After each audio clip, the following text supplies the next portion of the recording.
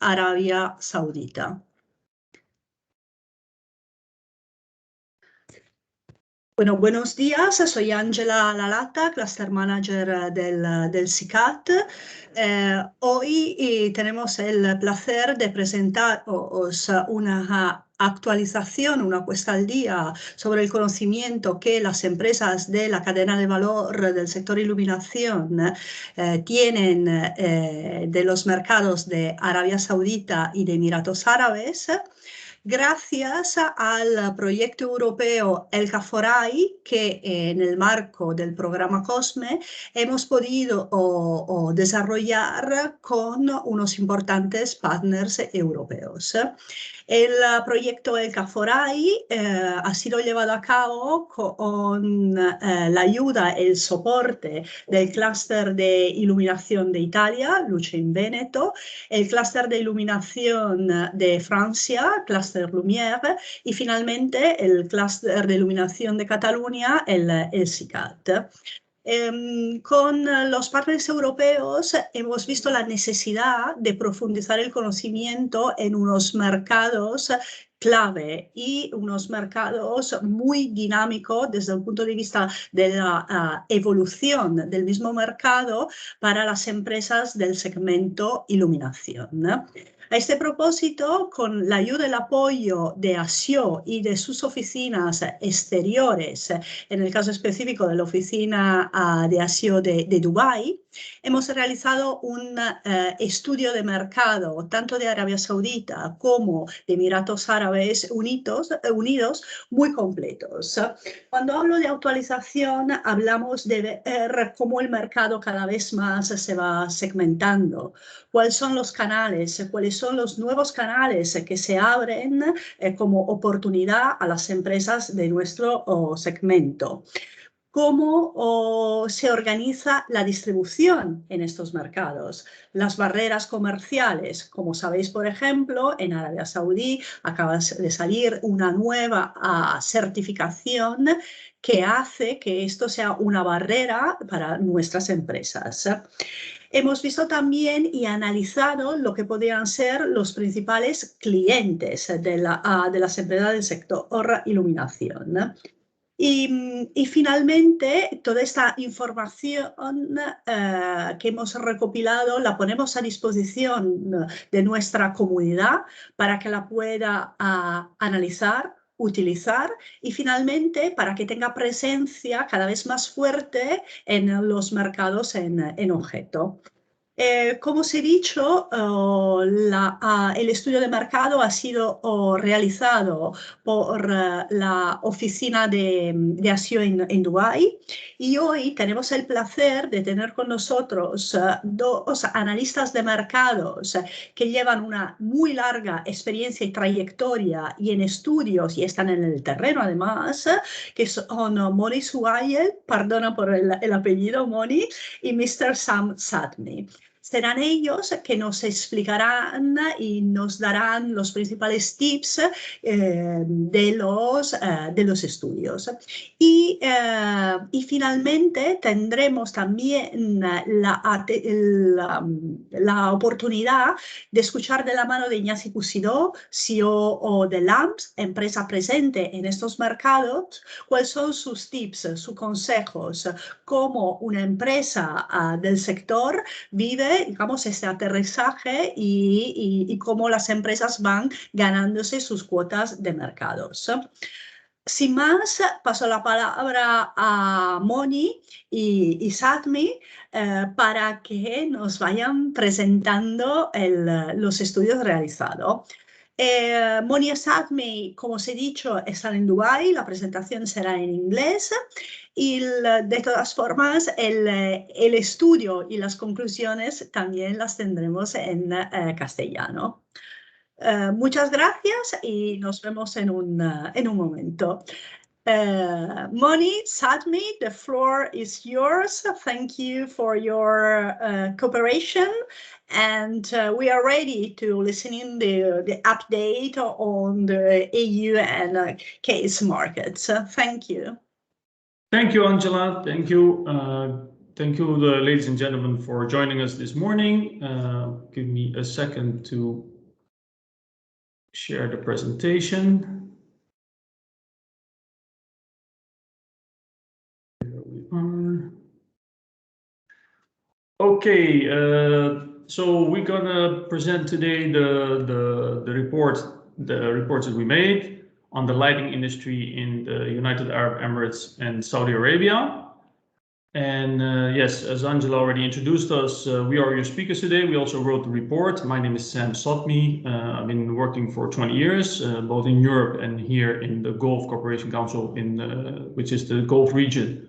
My experience is in investment banking and consultancy. My colleague Mooney has been working in this region as a consultant for over 25 years, and he has a very well experience in the whole region, as well as Lebanon and Jordan.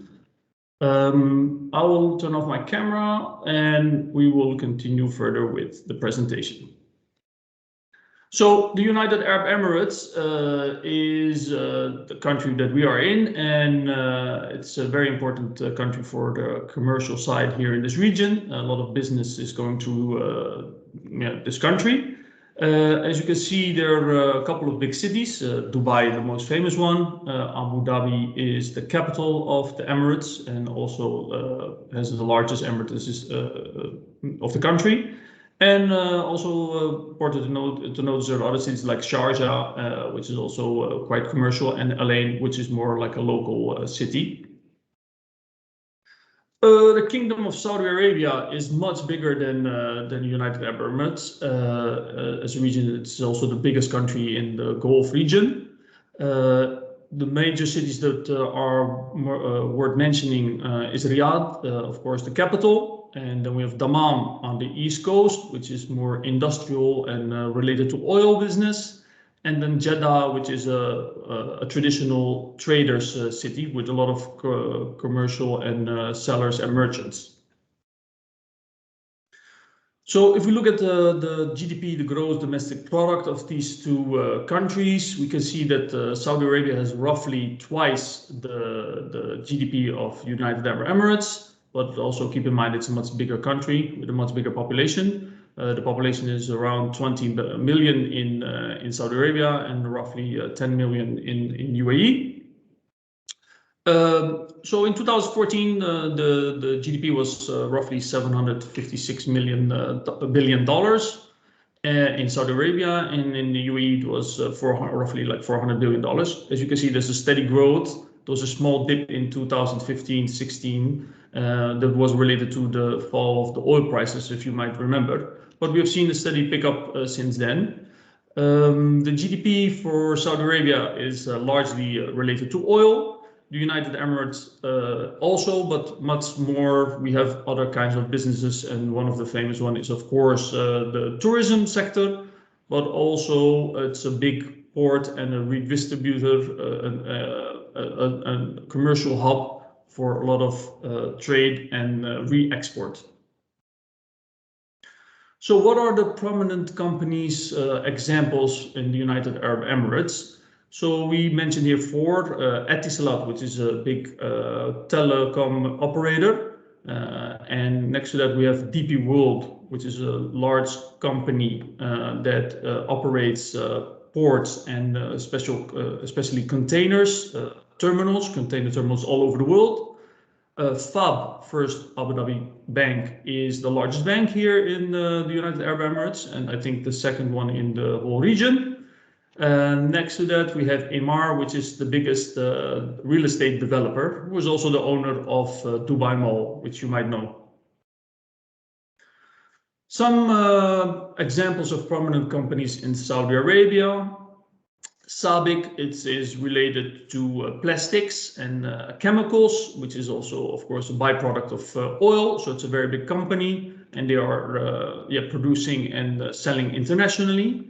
Saudi Aramco, which you might know is the biggest oil company in the world. And they are going through, that's a public-owned company by the government, but they are selling some of their shares to the private sector, and they're becoming more and more open. And Ma'aden is a company in mining. Saudi Arabia also has some mines and mine operators, so they are having more, what do you call them, resources. So who are the UAE main import partners? As you can see, China is the biggest one with 14%. Next to that, we have India with 12%. India is also very logical because it's nearby. And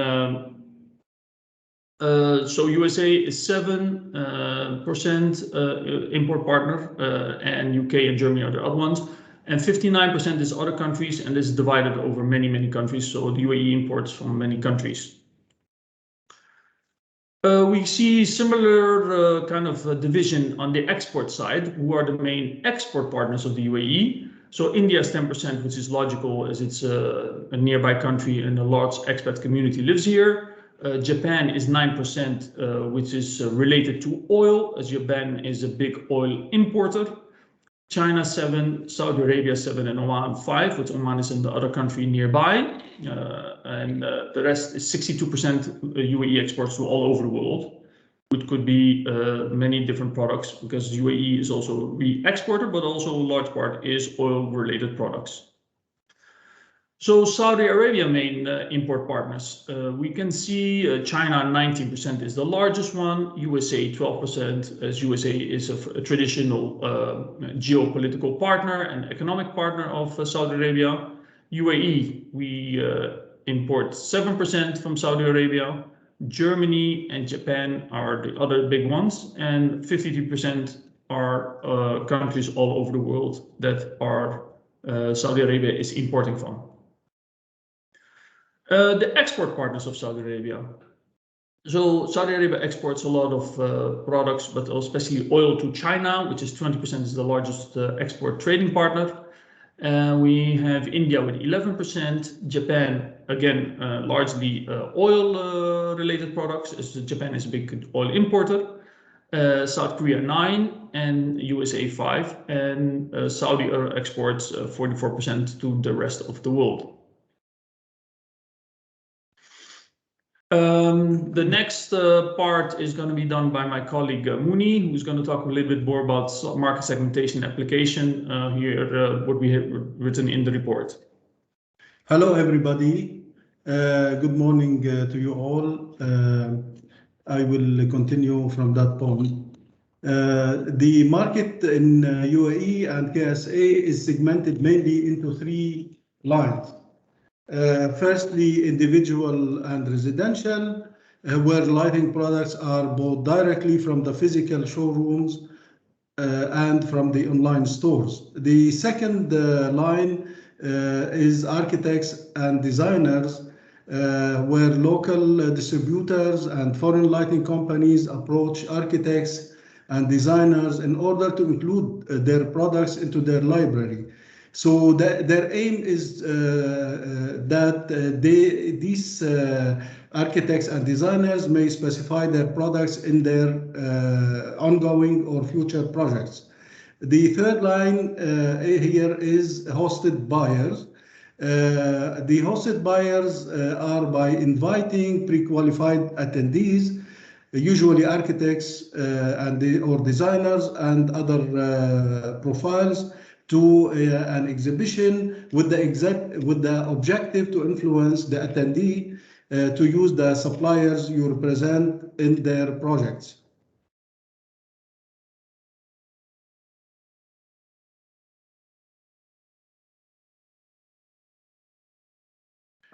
The lighting in UAE and the lighting market in UAE and Saudi Arabia is divided into 4 types: the technical lighting, decorative lighting, electric lamps, and electrical and electronic components.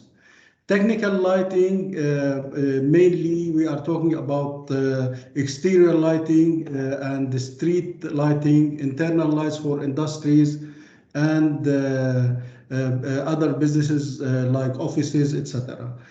In regards to decorative lighting, it is worth to mention here that in our region there is more tendency towards this decorative lighting. In our time, there is a changing slowly but steadily. People are changing into modern lighting. Electric lamps, especially the accessories and blanks for electric lamps, etc. Electrical and electronic components like lamp holders, operating gears, ballast.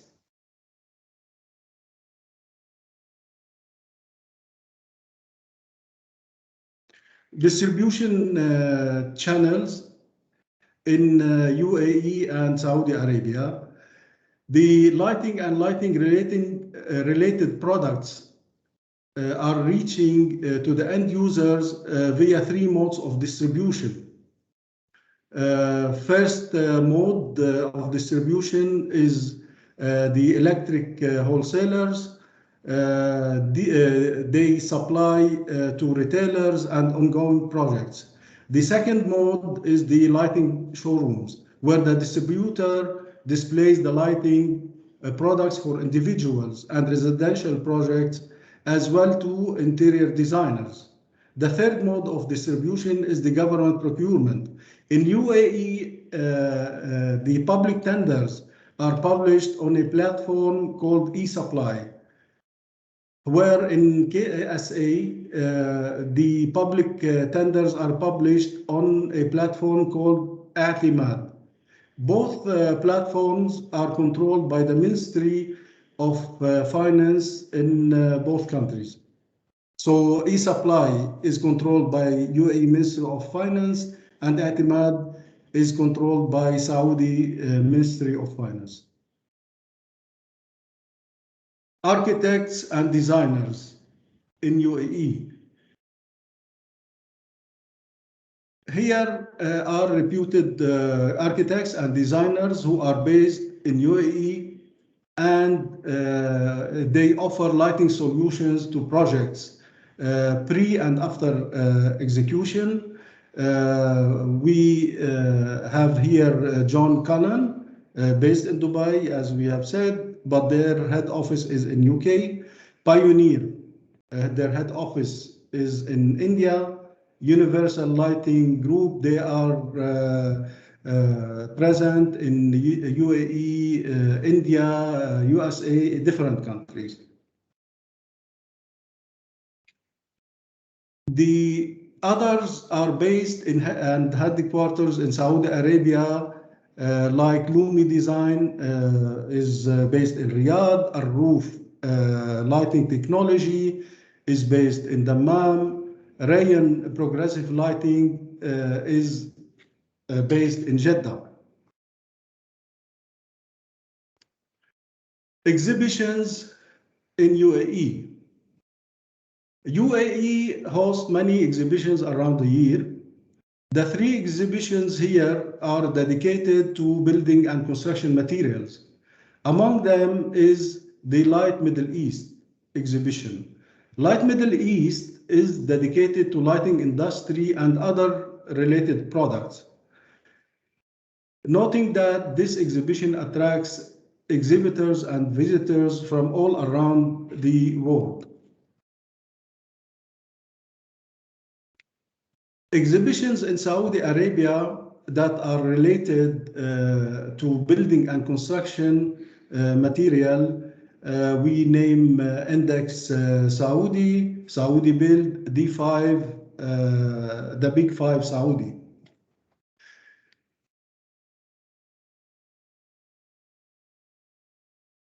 The regulatory body in UAE. ESMA, which is the Standardization and Metrology Authority, is the regulatory body in UAE. ESMA's main objectives are into issuing UAE standards that are consistent with international standards and guides, as well ensuring the products to comply with ESMA's standards in relation to environmental and general safety. Moreover, ensuring and enabling the national products can compete in the local and international market as well protecting the local market from counterfeit products. SASO, which is the Standardization and Metrology Authority, is the regulatory body in Saudi Arabia. Its main objectives are into coordinating standardization activities and facilitating the development of Saudi standards. Also providing necessary measures for quality control of raw materials and products and setting conformity procedures of products, as well developing the quality control infrastructure. Moreover, providing environmental and health protection.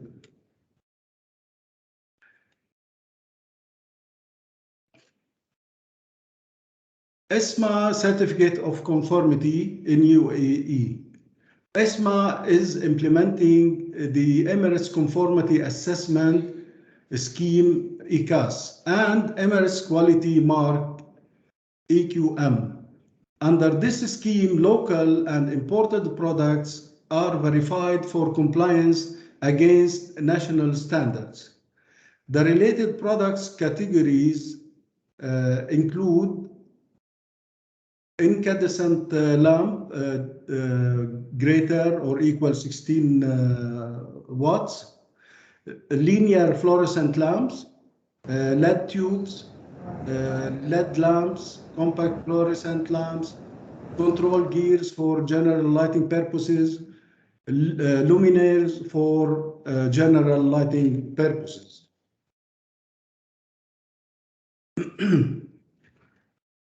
SASO Certificate of Conformity is only specific to Saudi Arabia. This document certifies that the item has been successfully tested and inspected in order to meet the country's quality and safety standards. The SASO certificate acts as a passport for the goods to be cleared from the customs. Salim. The Salim program is concerned with the safety of products entering the Saudi market. Salim program indicates that the product is safe and secure.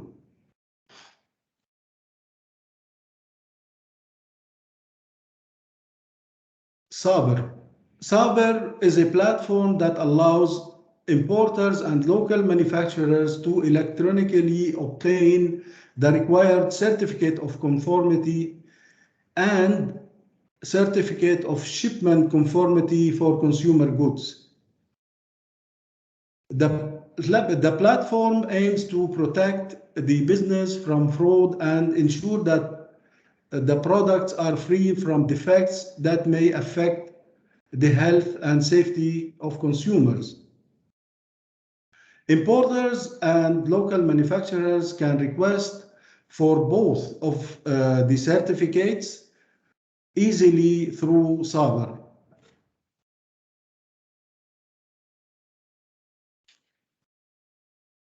The product registration requirements in UAE. Registering lighting products in the UAE needs to present documents to ESMA like valid UAE industry, trade license of the importer, IEC CB test reports and certificates, product identity declaration, photos of the rating label. Here we need to mention that photos and wordings on the label must not cause any harm for the local culture. Packing should comply with the parameters required as per UAE Cabinet Decision number 34 of year 2013. Compliance of the equipment plugs only for portable luminaires. Plugs with earth and fuse for Class 1 appliances. British standard 1363 plugs with a dummy plastic earth pin for class 2 appliances. BS 546 plug configurations for 15 ampere appliances.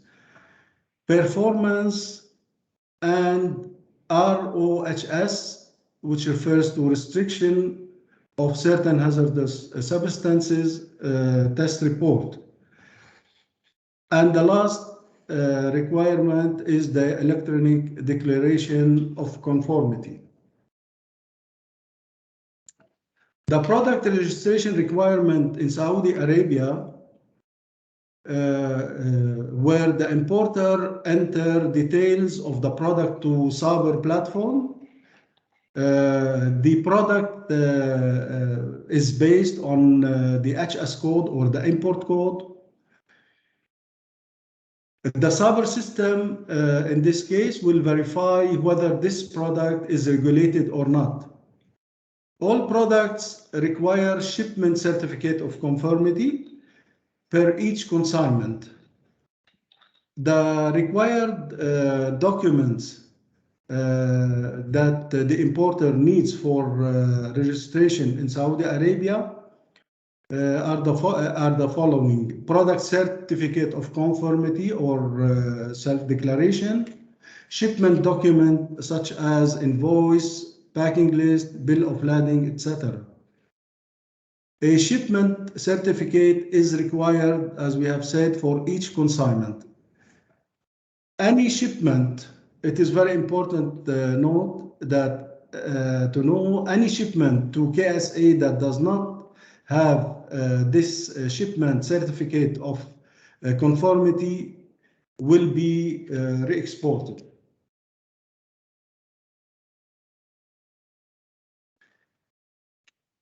What are the documents required to be prepared before exporting to UAE? These documents must include commercial invoice from the exporter that to be addressed to a licensed importer in the country, detailing total quantity, the goods description and total value for each item. As well, the certificate of origin. This certificate of origin must be attested by the Chamber of Commerce in the country of origin, detailing the origin of goods. Detailed packing list as per weight, method of packing, and HS code for each individual article contained in the shipment.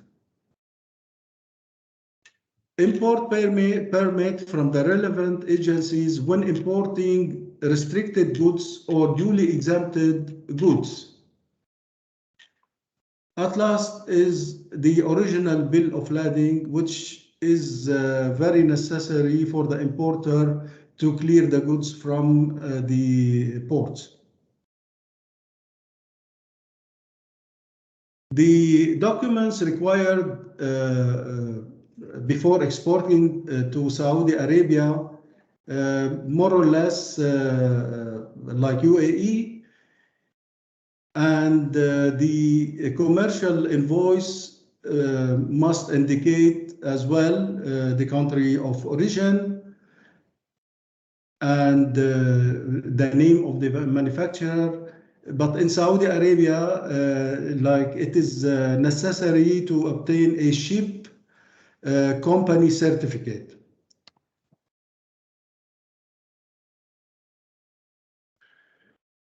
Trade barriers in UAE. When exporting to UAE, manufacturers need to consider some trade barriers like commercial disputes settlements. The commercial disputes in UAE are generally resolved through lengthy litigation or arbitration. Other barrier is delayed payment, so that it is good to mention that in trade relations, it is common that the UAE importer to delay the payment of a shipment for a period that ranges between 30 and 120 days. Tariffs and duty rates in UAE, the import tax is 5% imposed on the imported goods. Licensing. Only companies that have the appropriate trade license in the UAE can import products. Packing and labeling. Goods must be packed to provide protection against extreme heat and humidity, and as well storage in the open and possible unloading into lighters. Also, another barrier here, we mention payment methods. The payment methods in UAE are mainly cash against document and letter of credit. Other modes of payments are possible as well, but everything depends on the agreement between the importer and the manufacturer. The trade barriers in Saudi Arabia are similar to those of UAE. Nevertheless, while exporting to Saudi Arabia, one must consider trade barriers as counterfeiting, customs valuation, and business visa. Counterfeiting, where manufacturers are particularly concerned about the widespread availability of counterfeit products in the kingdom. The manufacturers always are concerned whether their product is going to be copied. This is very important. Custom valuations, when importing the goods to KSA, the valuation of the import tax is assumed by the custom officers at the port. Business visas, usually when traveling to Saudi Arabia, the visitor must have a Saudi sponsor in order to obtain a visa to enter Saudi Arabia. For UAE country, for example, most of the Europeans, they don't need the visa. They get the visa upon arrival. But in this case, where traveling to Saudi Arabia needs to have a sponsor to obtain an entry visa. Now I give the platform to my colleague. Yes, so what we also described in the reports is the customer behavior in this region. So there are a few things to take into consideration. As you can see them here on the slide, a couple of them I will mention. So shopping, first of all, to say that customer behavior is quite similar to what you have elsewhere in the world, and what you can see is that customers become more and more having higher expectations, etc. So in UAE and KSA, consumers have very high expectations, and it requires a considerable effort on different levels in order to win their loyalty. Another thing coinciding with this is that brand loyalty is eroding. So something we see everywhere in the world, but it's also happening here in our region, is that consumers are switching from well-known brands to less expensive options. So you need to have very strong recognition to be able to ask for a premium, or customers will easily go to a cheaper product because they are not so much more brand loyal as in the past. What we also see in our region is that e-commerce is catching on. We are a little bit behind as other regions in the world, especially in Asia, Europe, and the US, on e-commerce, but it's growing very fast here. It's growing at a higher rate. So customers are now more and more looking for e-commerce and online possibilities to buy their product. And this is just basically to customers want something quickly and conveniently. So e-commerce is something that's very good for them.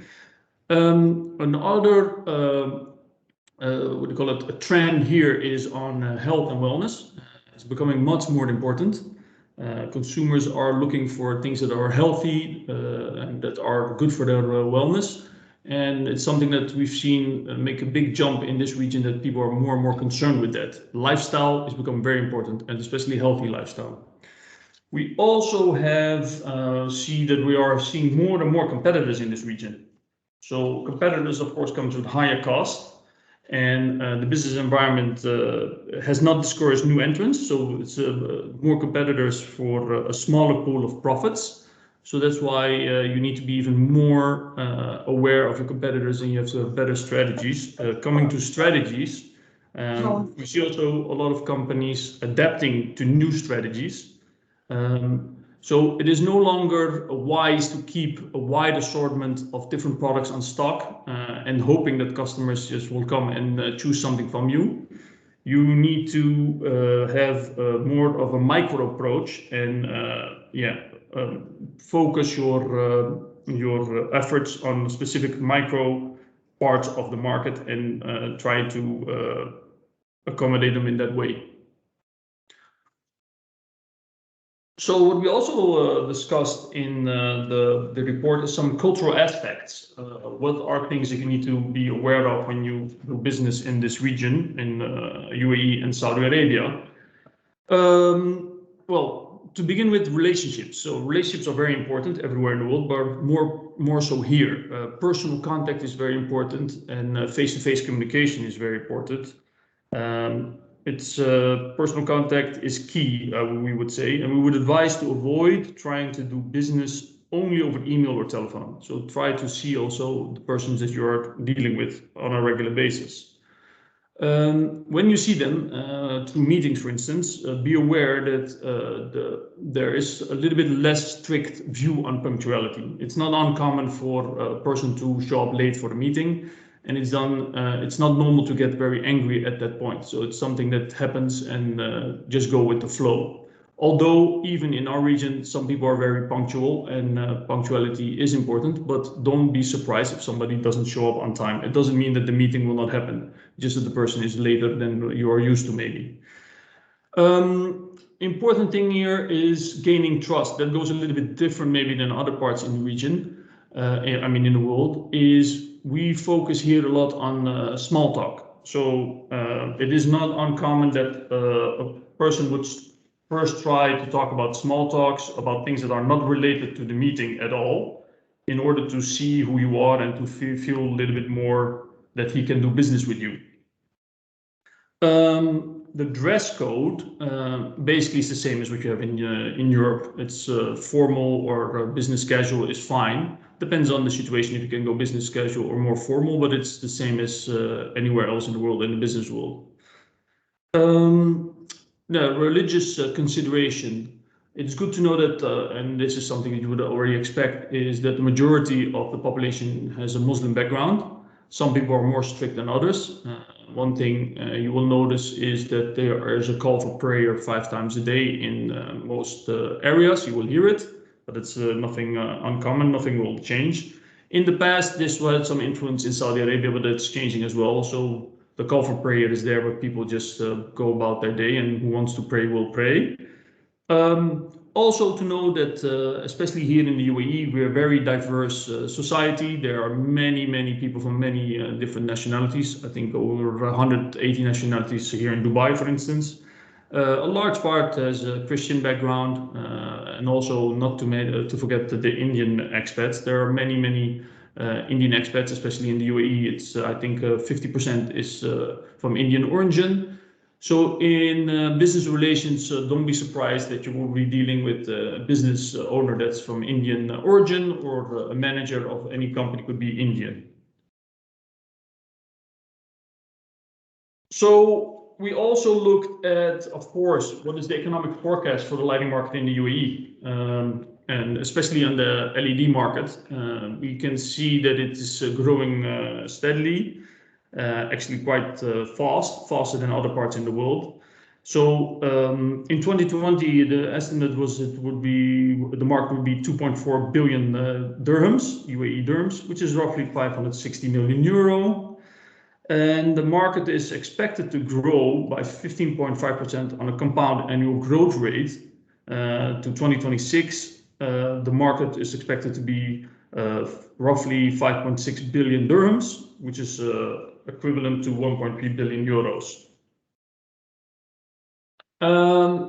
What is the forecast for the lighting market in Saudi Arabia? Again, more focus on the LED market. In Saudi Arabia, the LED lighting market reached a value of Saudi Riyal 3.25 billion in the year 2020, which is equivalent roughly to 750 million euro.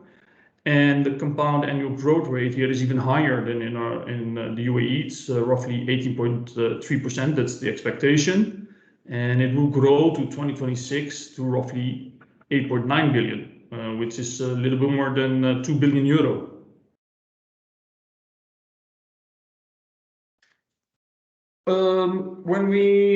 So what are the recommendations and the solutions that we come up with in this report?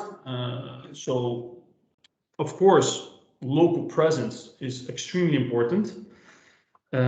So it is important to decide on the level of presence in the market the company wants to have to be successful here. Two aspects make a local presence a major benefit in succeeding in the UAE and Saudi lighting market. The dynamic nature of the UAE and Saudi market, and also the local business culture. So what does we mean with dynamic market? So the UAE market, for example, is even more dynamic by nature than comparing markets elsewhere in the world. So any market is dynamic, but we would say that the UAE market especially is more dynamic. And this is because of its openness to international business. It's a small trading nation, so they need to be open and adapt quickly to what's going on, but also because of its strategic location. So as you know, Emirates is one of the biggest airlines in the world. And what we mentioned earlier, the company DP World, which is dealing managing container terminals. This is all because of the location of Dubai and UAE. It's very near to a large part of the world population by flight. And so it's more dynamic than elsewhere. The local business culture dictates it, as we saw earlier, that close business relationships are important. We need to be close with our business partners, close to our clients, and close not only by listening to what they want, but also physically close. So you need to be close everywhere in the world, of course, to your clients, but here it means also a physical closeness. They want to see you, they want to talk to you and see you, and also interact with you on a social level.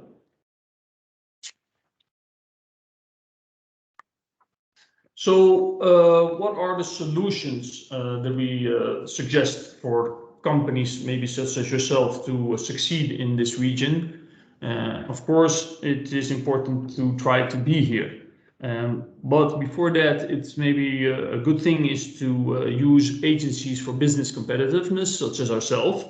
Many agencies for business competitiveness have services that help companies to penetrate foreign markets. These agencies often have services that provide office space in the targeted country. What we mean by that, it is sometimes you have an opportunity to start at a place at this agency, so that you don't need to open a whole shop or a whole factory. You can just start at least having somebody in the market to work the market, and then see if you're successful or not, and then later try to maybe invest in a physical location. The other thing, another solution would be to also try to work with local partners. Why? Local partners have better understanding of the market, and they also sometimes have probably better connections. And some of them are very well positioned, and their connections can open doors and accelerate your company's progress in the region. They would also know all the ins and outs much better than what you can accumulate. They have accumulated experiences, and these experiences are valuable for you, and you don't need to build those experiences over a long period yourself.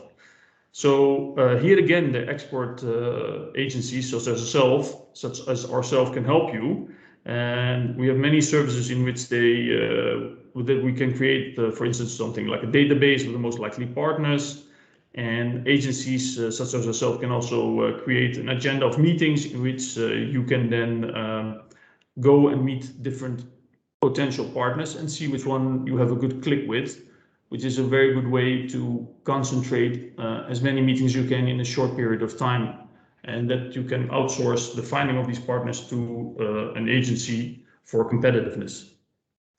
So, as I said, agencies such as yourself, maybe it's okay to tell you a little bit more about Axio if you're not aware of it, and also a little bit about the background. So we have 40 offices all over the world, and we can reach more than 100 markets. We have also 7 delegations in Catalonia itself. So in this, we've been here since already for 35 years in the region.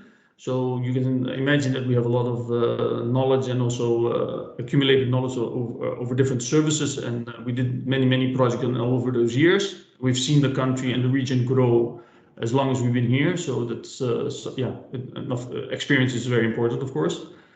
And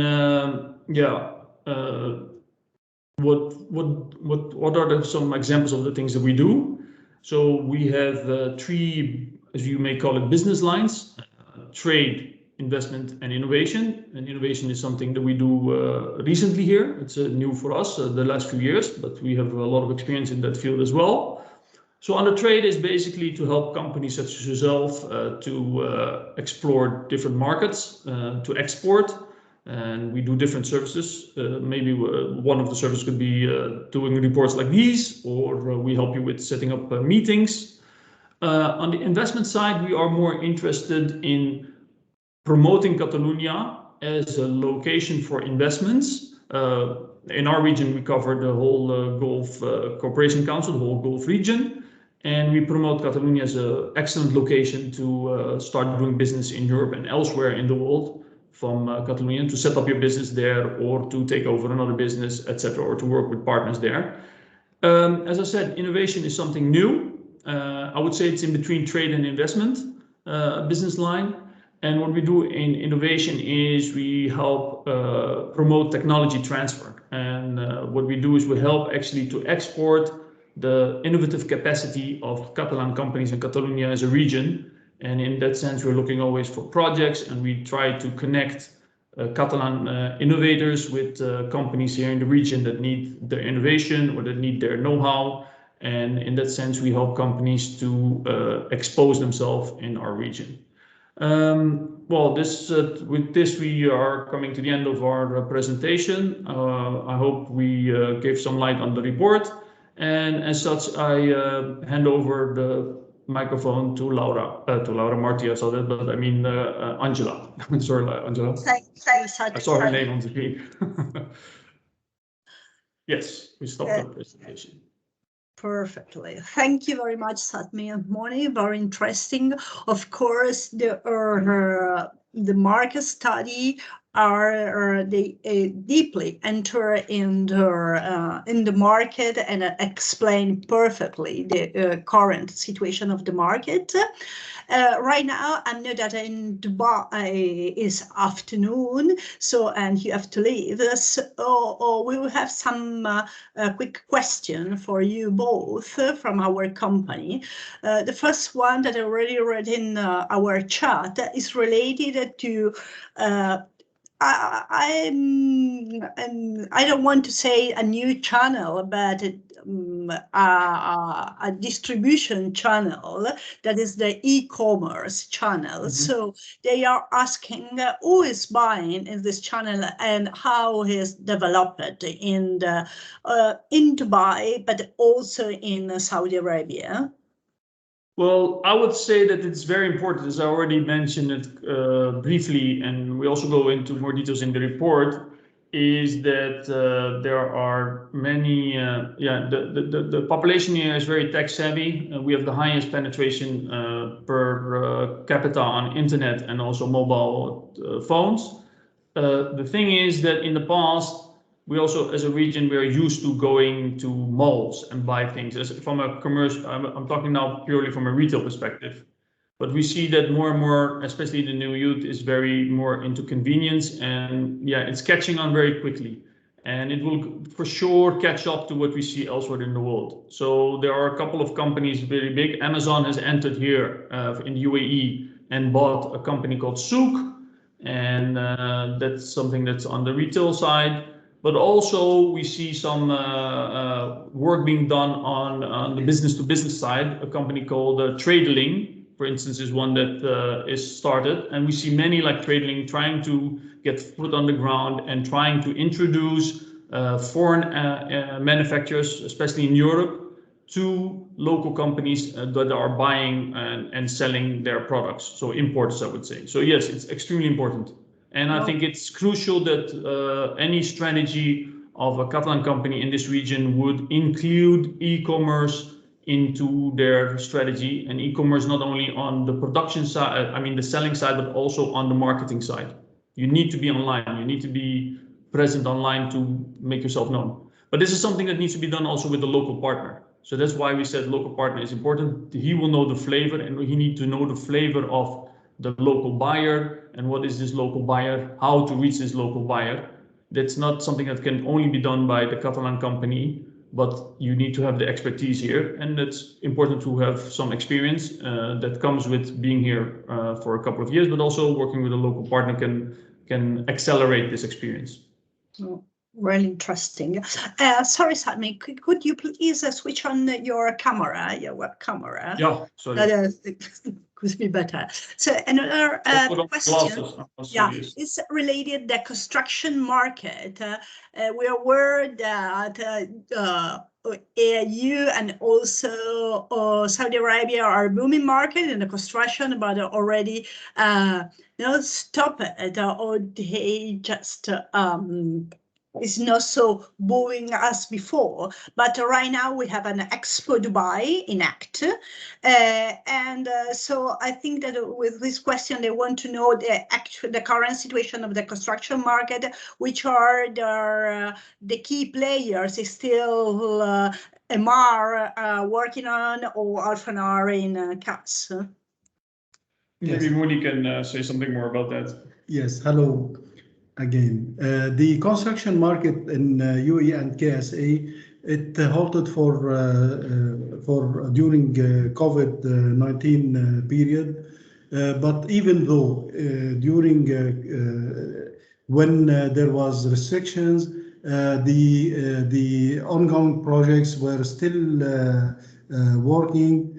But nowadays in our region, almost we are back to normality. Projects are continuing to increase.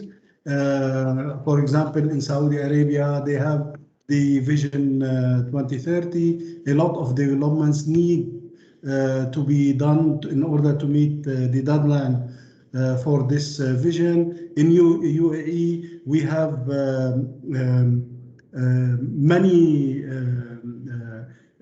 information about projects to come. Now we are very well excited about Expo 2020. We are sure, like after Expo 2020, there is going to be like another something like mega. Okay, the country now is preparing for 2050. Okay, so from now till 2050, we are going to witness a lot of changes, not only in construction, but also in digitalization, in innovation. A lot of things needs, like we are waiting to happen, which will be a very good example for other neighboring countries around us. No? Yes, I would say also sustainability is something very important in UAE, and I think Saudi is also falling in that. So that's something that needs to keep in mind. Quality of life is very important for this region, also for the population, to keep everybody happy, and also to keep people coming to this region. Maybe you guys noticed it also from Catalonia, that there is news. A lot of, some people found that the UAE really tackled COVID really well. So people want to move here, and it's very important for the region here to have a good image. And they're doing more on, as we said, health and wellness is very important. But construction keep going. That is something that we cannot stop, and we see literally a lot of cranes. Yeah, amazing. So it's back business as usual, we would say. And we have another question: which are the main trade barrier that a Spanish company could find in this market? Quite generally, I think.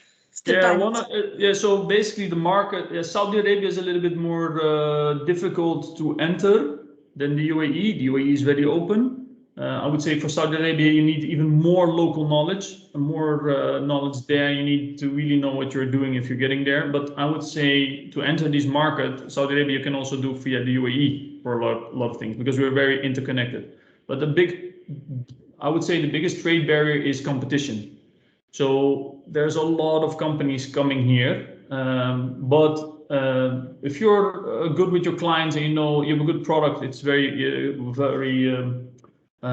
possible to succeed. So the trade barriers, as we already called, is I think a little bit also cost. So you need to invest because you need to be local. So that is something important.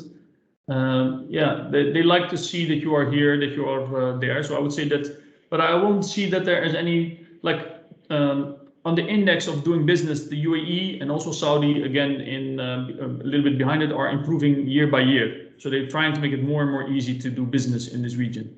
And business is a lifeline, and they see it here, especially in the UAE, as a main road to happiness for the population. So they want everybody, business is very important. They see that's why we stayed also more open than the rest of the world for during COVID, especially in the UAE. So one of the trade barriers I would say is basically being here, and you need to invest a little bit. But I don't see any major trade barriers that are so much different than any other place in the world. If you have a very great, it's not one like really big one. So now also, I would say that in the past it was like really the trade license. If I need to mention one, you need a trade license. So, but the trade license again needs to be done by the importer, the business partner. So if you want to set up yourself, you need to get the trade license. But even these things are being more and more simplified and making it easier for people to do business. Yeah. So let me. We need money at the end. Yeah, let me add something here. In Saudi Arabia, very soon they are going to develop free zones. Same as in UAE? Yes, same as in UAE. Working with a partner in UAE definitely is much easier than working in Saudi Arabia. In Saudi Arabia, they try to protect as much as possible the local industry, and also they protect trading activities to be almost focused only to local Saudi locals.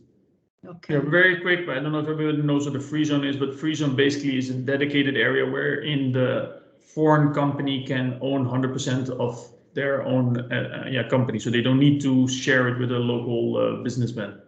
Yeah. And I have another question related to the added value that the Spanish company could have in this market, related on their lighting sector, compare with the closest competitor like Italy, France, or Germany. Good question. Yeah, I imagine that Germany is the quality. They imagine Italy, France design. I would say.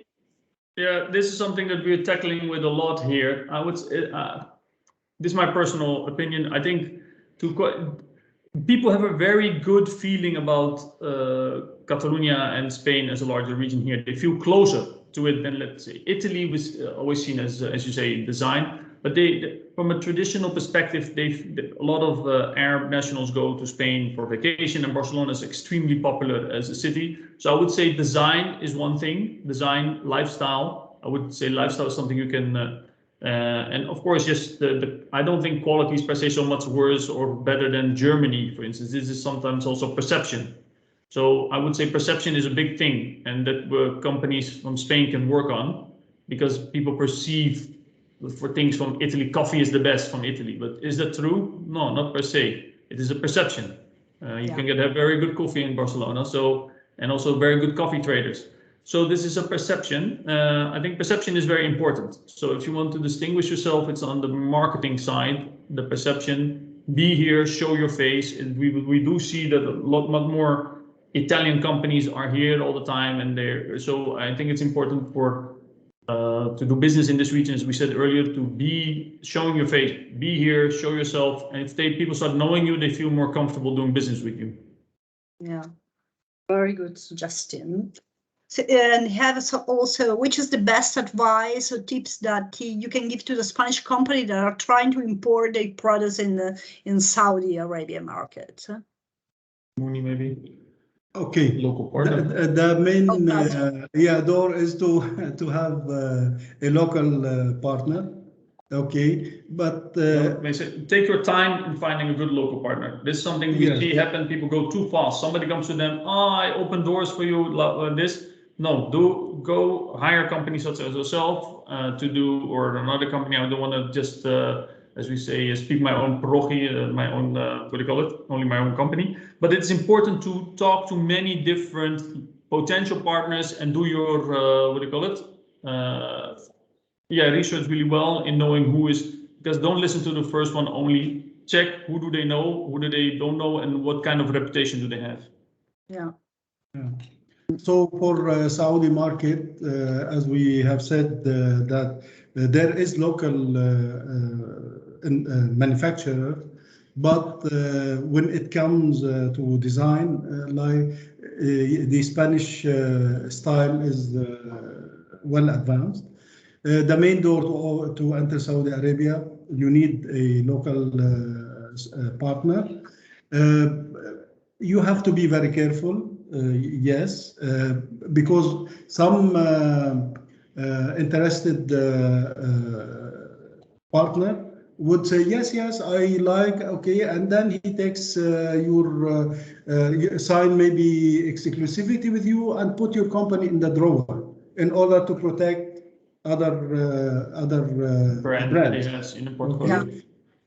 Let me add something about UAE. UAE, the size of the market is bigger than it shows, because UAE is a hub. From UAE, you can reach other neighboring countries, apart from the neighboring GCC countries, Saudi, Kuwait, Oman, whatever. As well, from here, you can reach countries in the Middle East like Iraq, Jordan, later on, hopefully Syria and Lebanon, as well Africa. From here, many products are re-exported from UAE to Africa as well. Yeah, which is also a very growing region.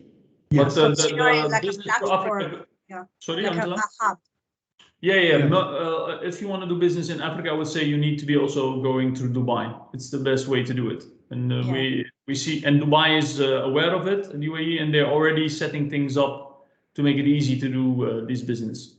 Trading with the Egypt or all the, very important. You have more security, of course, here than being full-fledged in Africa. So, but that's why African traders are here, the partners are here, everybody's here to do business for this region. And as Mooney said very well, the UAE is a small population of 10 million, but we punch above our weight, as they say in American. So we're bigger than we look like.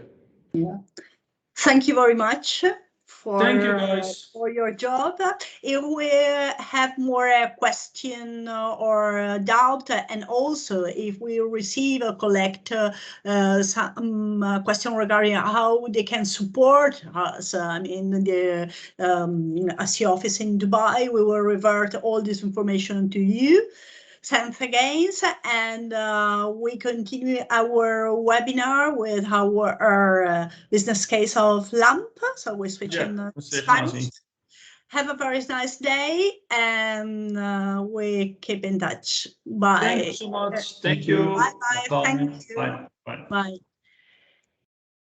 Pasamos ahora a la segunda parte, en la cual la empresa LAMP, empresa altamente internacionalizada, empresa española catalana del sector de iluminación, de la mano de su CEO y director general, Iñaki Cusidó, nos explicará lo que los estudios de mercado no nos cuentan. O sea, verdaderamente los tips, las ventajas, los inconvenientes, ¿no?, que se han encontrado tanto como profesionales como empresarios en el camino para poder entrar en lo que son Emiratos Árabes, Arabia Saudí, pero tal como comentábamos antes, lo que es Dubái como plataforma para lo que son los mercados del GCC.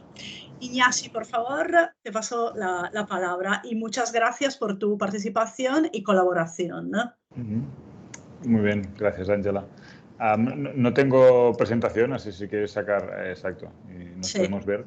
Bueno, solo, no sé, a los ponentes que estáis aquí, yo os cuento muy rápidamente un poco nuestra experiencia en estos dos mercados principales, pero prefiero casi que dejar tiempo pues, para así, bueno, compartir preguntas y charlar más un poco sobre las experiencias reales que tenemos las empresas en un mercado como es Emiratos, Saudí y por qué no hablar del GCC en general, ¿no? Nosotros en LAM hace ya 2010, hace pues unos 10 años, 12 años ya que tenemos oficina propia aquí en Dubái.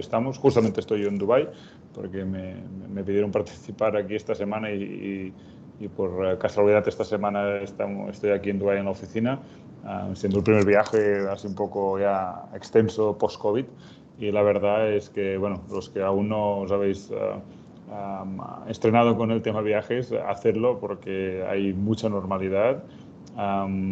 Los vuelos de Barcelona aquí a Dubái ya están llenos, la verdad, y una vez llegado aquí, pues realmente estamos trabajando activamente, presencialmente, con toda normalidad, ¿no? Y como ya han dicho los compañeros de acción, y lo vinculo con lo del viaje, es que la presencia es básica, ¿no? Para nosotros ha sido y es el gran diferencial, ¿no? Sobre todo en los mercados de exportación, y quizás, pero bueno, no especialmente, ¿no? Pero quizás aquí en el GCC, en Middle East, quizás esta presencia aún es más importante, ¿no? Por la complejidad. Nosotros la presencia, como decía, la aterrizamos aquí hace 10 años de la mano de Acción. La verdad es que fue de mucha ayuda aterrizar, no solo, sino por temas burocráticos, pues aterrizar aquí, la verdad es que Acción nos ayudó mucho. Yo creo que a día de hoy es casi aún más fácil, pero bueno, ya nuestra experiencia, la verdad es que estuvimos en las oficinas de Acción creo que los primeros 3 años, 4 años, y luego, como dicen ellos y nosotros, nos emancipamos y ya nos organizamos pues nuestra oficina y empezamos a crecer en estructura básicamente humana, ¿no? Del equipo humano que tenemos aquí. Hablando más específicamente de los mercados, un poco voy a añadir, ¿no? a la teoría, o simplemente, no sé, irlo trasladando a hechos más reales o de alguna forma que vivimos más fuera de los estudios, como decía Ángela, ¿no?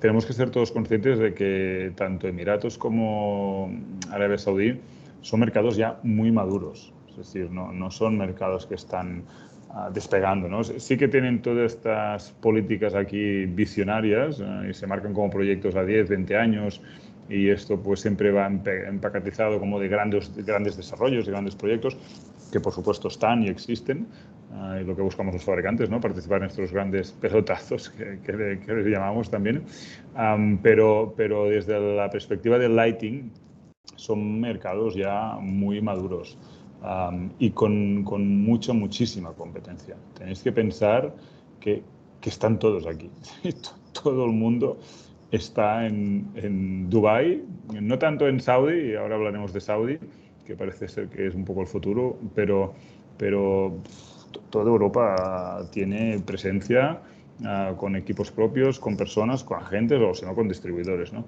Entonces, llegar aquí pensando que el mercado sí que es grande, pero hay que tener muy claro a qué se viene, con qué se viene. Antes alguien preguntaba, ¿no? ¿Sabes? La diferencia competitiva de las empresas españolas. Bueno, más que las empresas españolas, yo te diría que es de cada empresa, ¿no? No es un problema de si estás en España, en Francia o en Italia, sino que hay que tener muy claro cuál es tu diferencia competitiva, porque cuando aterrices aquí, como la gran mayoría de mercados internacionales, hoy en día encontrar mercados vírgenes es complejo, pero cuando aterrizas aquí, la verdad es que el sector europeo está muy implementado y desde hace mucho tiempo, ¿no? Pero bueno, simplemente... Perdona. Sí. Que te interrumpa. Nos piden, porque así vamos dialogando, digamos, nos pide que es muy importante, hemos visto también con Sadmi y Moni la importancia del partner local. Esto es como un matrimonio, no siempre funciona. Entonces, ¿cuánto tardaste? Estuviste en el programa, ¿no? Landing de ASIO, aterrizaste en Emiratos vía ASIO, pero claro, la búsqueda de este partner local, ¿cómo lo hiciste y cuánto duró? Esto ya es compartir secretos profesionales. Vale. No, pero... bueno, ¿fue complicado? ¿Fue algo...? Lo que te digo es que es algo dinámico. Es decir, aquí matrimonios hay muy pocos. La tendencia de los que estáis en los mercados de exportación ya lo sabéis, el mundo de las exclusividades es algo caduco y caducado. Ya no funciona así el mundo con exclusividades. Entonces, bueno, o tienes que tener algo muy fuerte, que tienes casi más fuerza tú que el distribuidor para tú querer una exclusividad, ¿no? Entonces, aún aquí hay la vieja escuela, ¿no? Que en las primeras reuniones ya pues, te venden los contenedores enteros y que vamos a hacer 2 millones el primer año y 200 el segundo y tenemos que tener todo esto superado ya y sí que más una recomendación de dinamismo y de flexibilidad, ¿no? Entonces, nosotros, como decimos internamente, bailamos muy bien. Y aquí es un mercado que, por eso es una de las cosas, ¿no? Que sale siempre, que hay que estar, cuesta mucho entenderlo, cuesta muchísimo entender el mercado, viajando 2 veces al año, es que ni viajando cada mes. No cuesta muchísimo entender el mercado, las conexiones, cómo los negocios y los proyectos y las oportunidades se cierran. Entonces, el estar aquí te ayuda a entenderlos, te ayuda a entender también tus limitaciones, pues, ¿no? Distribuidor, contratista, especificador y cómo todo este juego se mezcla ahí. Por lo que una de las recomendaciones, si alguien está pensando realmente, ¿no? en invertir de alguna forma o pensar en Oriente Medio, las cifras aumentan en este mercado cuando ya aterrizas. Y ya os digo, conocemos muchísimas empresas que estáis aquí o españolas que muchos han hecho la apuesta y hay que decir, es sencillo hoy en día aterrizar aquí, es sencillo, no hablamos de grandes costes y es así, al final siempre es como todo, el coste humano, poco más, entonces no es tanto un tema de costes, sino es un tema de foco y de tomar pues, un mercado como Oriente Medio, que es la ventaja, ¿no? Yo siempre digo lo mismo, es mucho más complejo exportar o tomar decisiones estratégicas en Europa que en el GCC, porque Europa no es nada centralizada. Es decir, porque tenga yo una oficina en el centro de Alemania no voy a gestionar toda Europa, simplemente porque esté en el centro de Alemania, porque alemanes son alemanes y hay una cultura y hay un mercado y hay una lengua, y Francia es completamente distinto, y República Checa es distinto y Hungría es distinto. Entonces, en cambio, la ventaja del GCC es que sí que esta centralidad funciona, ¿no? De que tener un equipo presencial, deal en Dubái, deal en Riyadh, deal en Kuwait, donde decidas, ¿no?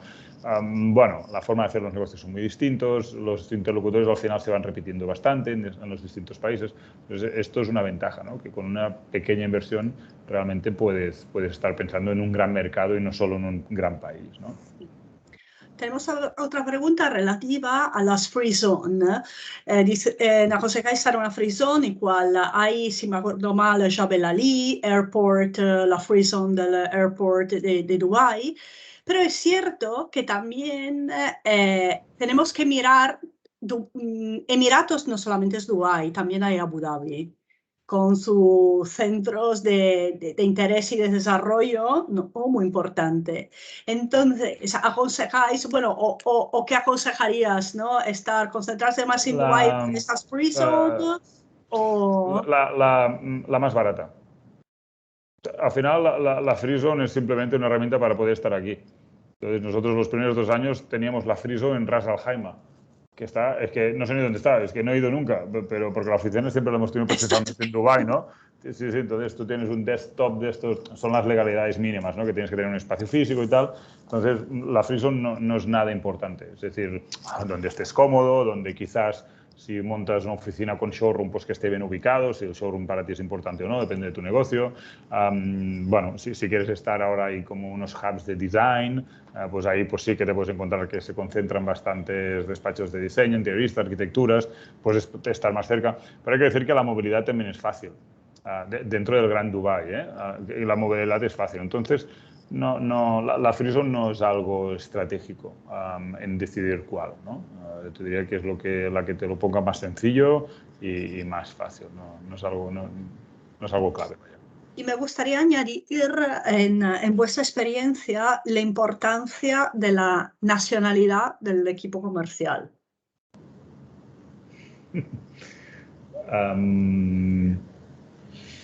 Esto vuelve a ser algo ya un poco estratégico de cada uno, ¿no? Nosotros, bueno, como no sé, quizás los que nos conocen, pues tenemos también filiales en Sudamérica, en Francia, entonces estamos un poco implantados por todo el mundo, ¿no? Y la nacionalidad es un debate. Sí, claro que la nacionalidad aquí aún es más debate porque no hay nacionalidad como tal, local, ¿no? Bueno, sí, pero si pretendes fichar una emiratí lo tienes mal, ¿no? Entonces, yo siempre que esto ya es muy cultural por cada empresa, pero pienso que es importante que siempre haya un español, siempre. A nosotros nos ha funcionado siempre cuando hemos tenido gente que culturalmente nos entendemos. Al final no dejan de ser equipos que están a destino, que están lejos de la fábrica, del área de diseño. Entonces, no es tanto para el cliente también, sino es para todo un entendimiento de esta oficina que puedes tener aquí hacia atrás, ¿no? Hacia tu equipo interno, ¿no? Entonces, cuando tienes un español, todo y las complejidades dentro del mundo de expatriar a gente y tal, pero hay mucha gente, hay muchos españoles aquí instalados, hay muchas oportunidades que hoy en día uno puede simplificar bastante este proceso, ¿no? Y luego... Yo iba más bien dirigido a la cultura que podemos tener, no tanto en Gran Dubái, cuanto, o si nos vamos más hacia Saudí, hacia determinadas rangos. Todo tiene pros y contras, ¿no? Entonces, hombre, tener un árabe, pues, sea un árabe, ya te digo, un kuwaití, de Palestina, egipcio, pero que, pues, tienes las ventajas de que puede leer y entender mejor lo que está pasando en ciertos momentos, en ciertas reuniones, pero también es una zona del mundo que funciona mucho como por clusters, no sería la palabra, pero queda bien aquí con el CICAT, porque los British pues hacen business entre sus British, ¿no? Los españoles aún somos pocos, pero cada vez más empieza, estos días lo hablábamos, y cada vez más empieza a haber una comunidad española interesante en el sentido de fabricantes, arquitectos, propiedades importantes, que empieza a haber un poco de networking y de un poco de comunidad, ¿no? Pero una comunidad india es muy potente, entonces claro, pues hay negocios que están pasando que si el contratista es indio, pues habrá todo su vinculación con toda esta comunidad india, ¿no? Líbano, libaneses. Libaneses, entonces tampoco no acabas escogiendo la nacionalidad, sino que escoges más la persona, ¿no? Porque como de todo y de todas las culturas hay de todo, ¿no? Bueno, es algo un poco, te diría, estratégico. No te sabría decir una respuesta. Mira, con este perfil de personas vamos a vender más, ¿no? Pero vas a tener otros tipos de problemas. Entonces, nosotros acabamos teniendo un equipo mixto. Y aquí va un poco la otra pregunta que tenemos, si somos conscientes de la importancia de tener un buen comercial, si nos podría dar algún consejo para conseguirlo en estos mercados, que bueno, lo que nos acaba de decir. Y acabaría también preguntándote el tema de licitaciones públicas locales. ¿Se puede participar dificultades como sin entrar en el específico de la... O sea, hay importantes proyectos, ¿no? Ahora mismo lo que hablábamos, está el Dubai 2020, habrá el Dubai 2050. Bueno, ahora han puesto ya, es decir, ahora, digamos, los grandes mercados, ahora ya el proyecto del Vision 2030 en Saudi Arabia, que es un poco el gran mercado que también se está abriendo. Los que hace más de un año que no vais a Riyadh no lo vais a reconocer. Entonces está todo abierto, que desde las separaciones de restaurantes, hombres, mujeres, ha cambiado y solo en un año. Es decir, están acelerando muchísimo la apertura del país, culturalmente también, y además hay un desarrollo importante. Lo único que, y lo contaban aquí, no le han dado la importancia, y en el CICAT lo sabemos porque es una pelea que tenemos ahí interna, cada vez más hay más proteccionismo, ¿no? En general, no en Saudí, que en Saudí es casi un poco extremo. Estamos viendo a ver cómo varios fabricantes que estamos muy vinculados en Arabia Saudí, estamos viendo cómo podemos solventarlo, porque también hay un programa que se llama Saudization. Entonces quieren promocionar que nosotros fabriquemos en su país. Entonces, sí, vale, partners, pero, ostras, fabricar localmente son para palabras mayores, ¿no? Y a través del SASO, del SALIN y todo este proceso de homologación de producto, que es complejo, carísimo además, no está nada claro, pero sí que es una herramienta de proteccionismo muy importante. Pero nos estamos encontrando esto en países como Egipto, que también cada vez más nos complican la vida con las exportaciones, hasta Marruecos, la India. Sí, tenemos un problema de que estos países, que van a ser como un poco países potenciales en crecimiento, también están protegiendo bastante su industria local, o empujando para que las empresas internacionales inviertan y se instalen en los países, ¿no? Entonces, Saudi es un mercado con mucha proyección en los próximos años, pero no será fácil tampoco estar participando en los mercados. Y parecía que servía algo como para filtrar la importación, pero los primeros que ya tienen todo producto certificado son los chinos. Entonces, como siempre un poco en el mundo árabe, esta doble cara de las cosas, aquí pasa lo mismo, y no es así.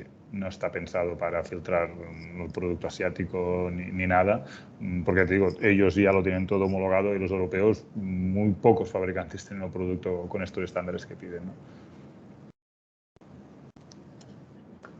Yo creo que, bueno, darte las gracias por tu aportación y participación. Muy bien. Desearte buenos negocios. Esperemos. Y nos vemos a la vuelta. Muy bien. Gracias. Venga, gracias a vosotros. Un abrazo. Y pasamos. Gracias. Y me gustaría dar, bueno, unas pequeñas conclusiones respecto a la jornada de hoy, remarcando la importancia tanto del mercado de Emiratos Árabes, pero sobre todo las potencialidades de Arabia Saudita. Con esta última aportación del AMP, tener en cuenta esta política, ¿no?, de proteccionismo, o en este caso del mercado saudita, en el querer implantar cada vez más certificaciones y querer llevar la fabricación hacia su mercado. La importancia de tener presencia en este mercado con una representative office o una oficina de representación.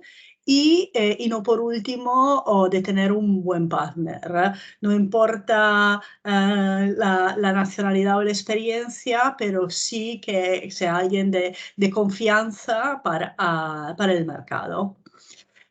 Dicho esto, a todos los asistentes os enviaremos el vídeo de la jornada y los estudios de mercado realizados, incluyendo la lista de clientes y distribuidores que gracias a la Oficina de Acción en Dubái hemos conseguido.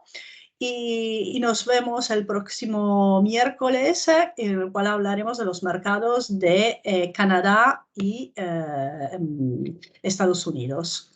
Un saludo.